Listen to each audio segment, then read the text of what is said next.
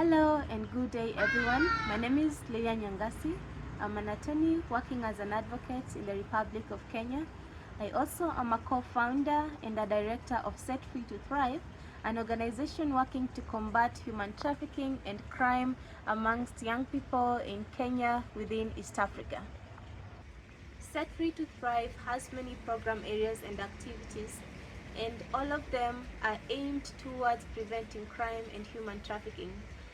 One of our program areas is to create awareness against human trafficking, against crime, and other social ills. We believe that an educated mind is a mind that is able to protect itself. We do this by going into schools and other public forums like youth camps and churches to teach young boys and girls as well as the older generation. Apart from this, we also run a program to reach out to school-going children, because in several countries in the global south, persons or children who are of school-going age, immediately they attain their menstrual age, some of them will drop out of school or will miss schools for several days because of being unable to afford sanitary towels. So with the menstrual health management program, we provide them with reusable and sustainable sanitary kits that they can use for up to 36 months, that is 3 years, if they are well taken care of. And with this, we assure that we can keep girls in school. We also have a program that reaches out to teenage mothers. Ever since the COVID era, several countries around Africa have experienced a surge in teenage pregnant mothers on the basis that during the COVID era, most of them were not able to attend school and they mostly stayed at home. And this led to a high dropout of schools. Therefore, we reach out to this special group because they are specifically disadvantaged by their age, by their social status, and economic vulnerability. So by reaching out to them, we can keep them safe and protected from human trafficking and as well as crime.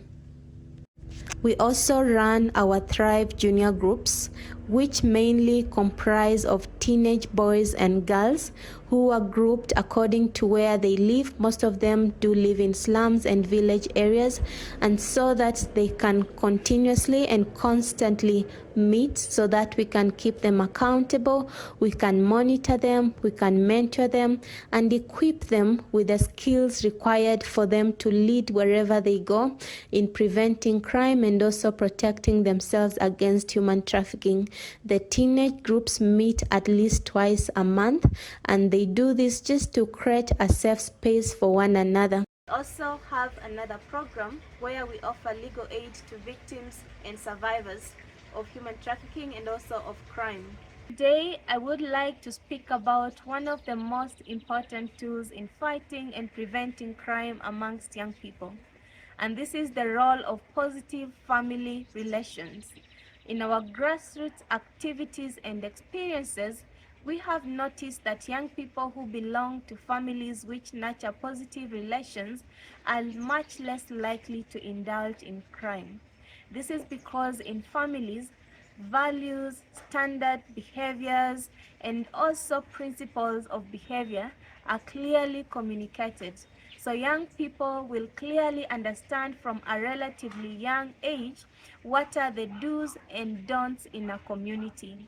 And not only that, but also young people in families, then they learn to look up to positive role models in their parents, in their elder siblings, and also in extended family members.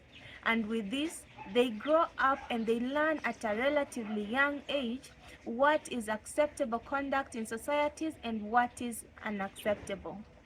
Also, families are avenues for monitoring and supervising young people. Young people who belong to families that are responsible enough, they can monitor their activities, their associations, their friends, where they're hanging out, and also who they're looking up to. With this kind of monitoring, then families will be able to detect any criminal tendencies or criminal behaviors in their children or in their siblings at an early age, thus will now intervene to make sure that these criminal tendencies do not grow into fully blown criminal conduct. And with this, families can prevent crime in their young people at a young age. Families are also very important forums that keep young people accountable. After values and standards of behavior have been communicated to young people within the confines of families, then families will also tend to enforce the same.